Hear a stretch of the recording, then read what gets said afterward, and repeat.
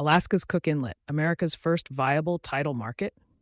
Key takeaways. Cook Inlet could supply 200-300 megawatts of predictable tidal power using existing grid systems. ORPC's 1 to 5 megawatt pilot project is the closest to commercial deployment in the U.S. Federal support, community collaboration, and tech resilience will determine market viability. Alaska may become the first true tidal power market in the country.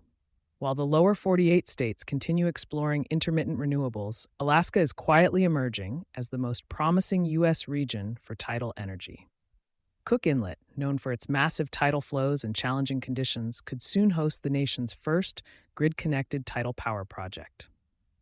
Cook Inlet possesses one of the strongest tidal resources in the country, with a theoretical capacity exceeding 18 gigawatts. Recent studies from the National Renewable Energy Laboratory (NREL) project that 200 to 300 megawatts of tidal power could be integrated into Alaska's grid, enough to power roughly 70,000 homes. High resource, high impact. Theoretical tidal capacity, 18 gigawatts.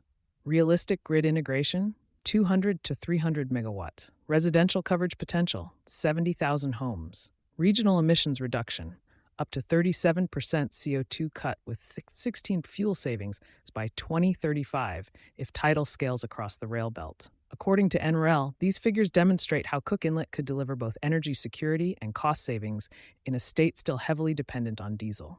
ORPC's 1 to 5 megawatt pilot, Alaska's test case. Ocean Renewable Power Company, ORPC, is leading a new initiative to deploy 1 to 5 megawatts of tidal capacity in the East Forelands near Nikiski. The company has completed environmental monitoring and flow assessments and is now awaiting a $30 million grant from the U.S. Department of Energy, DOE. This is not about experimentation anymore. It's about execution. John Furland, President, ORPC. If the grant is approved, ORPC could begin permitting and design work later this year, with deployment potentially by 2026. This would make it the most advanced tidal project in U.S. waters. Why Cook Inlet could succeed where others haven't. Alaska's unique energy profile, fragmented grids, high diesel costs, and vulnerability to supply disruptions makes predictable, localized generation from tides especially attractive. DOE's Water Power Technologies Office has consistently invested in marine energy research in the state. Remaining hurdles, plus the road ahead. While the resource potential and community demand are evident, several barriers remain.